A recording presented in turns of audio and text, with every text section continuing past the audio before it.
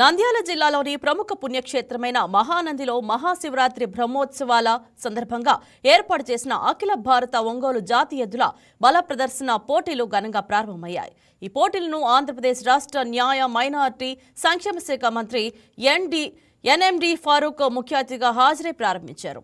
పవిత్రమైన మహానంది పుణ్యక్షేత్రంలో మహాశివరాత్రి బ్రహ్మోత్సవాల సందర్భంగా ఈ పోటీలు ప్రారంభించడం చాలా సంతోషంగా ఉందన్నారు. తెలుగువారి ఆత్మ గౌరవానికి ప్రతీక అయిన ఒంగోలు జాతి ఎద్దులు ప్రపంచ వ్యాప్తంగా గుర్తింపు పొందాయన్నారు. రైతు రాజ్యమైన మన రాష్ట్రంలో వ్యవసాయానికి, పాడి పరిశ్రమకు ప్రభుత్వం ఎల్లప్పుడూ ప్రాధాన్యత ఇస్తుందన్నారు.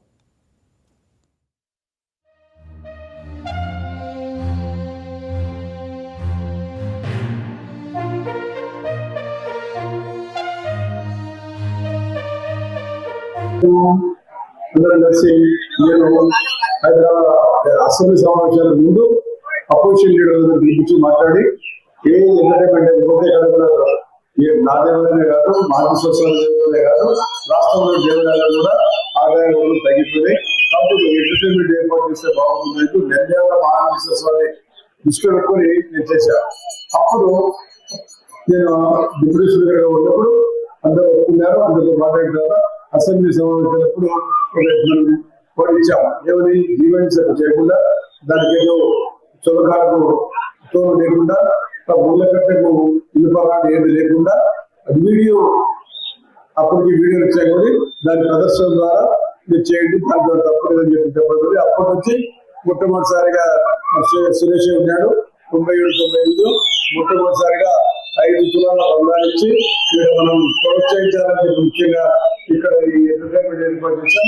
ఈ గ్రౌండ్ ఏర్పాటు కోసం ఆలోచించాలని లేదు, దేశనారాయణ లేదు, లేదు, చిన్మయ్య లేదు, చాలా మంది జరిగినారు. వారికి వాళ్ళందరికీ కూడా మేము భగవంతుడు వాళ్ళ కుటుంబానికి మనోభావ ధైర్యాన్ని కలిగించాలని చెప్తాను. కాబట్టి మా ఈరోజు భక్త పరిస్థితి రాజు కారణం రోడ్డు కమ్యూనికేషన్.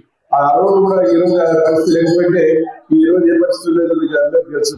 చాలా ఉత్తమమైన ఉండేది. కనీసం మా ఆంధ్రకి రావడం దాదాపుగా 2 గంటలు కార్యక్రమం పట్టేది. మళ్ళీ దాన్ని రోడ్డు వైడనింగ్ చేసి అదేవిధంగా మా ఆంధ్ర నుంచి అదే పెద్దపట్టాల వరకు మనము క్లీన్ కార్యక్రమం ఏర్పాటు చేసి చెట్లు నాటాము. మీరు రావడం చూసుకొని ఇప్పుడు కూడా ఎందుకంటే రోడ్డు వైడింగ్ చేశాం కాబట్టి మీరు చెట్లని మీరే మళ్ళీ చెట్లు వేసి ఈరోజు ఈ స్థాయి తీసుకొచ్చాం. కాబట్టి ఈ రోజు ఇంతమంది భక్తులు వచ్చారు, చాలా సంతోషం. మనం ఇక్కడ జరగాల ఈ కార్యక్రమం ఏదో ఒక ఎంటర్టైన్మెంట్ లేకపోతే చూస్తారు, ప్రజలకు ఎంటర్టైన్మెంట్ ఉండాలా కాబట్టి తిరిగించాలా, ఆలోచించాలా, చూడాలని. ఈ వీడియో మీకు నచ్చినట్లయితే లైక్ కొట్టి షేర్ చేసి మా వైకే టీవీ ఛానల్ని సబ్స్క్రైబ్ చేయండి.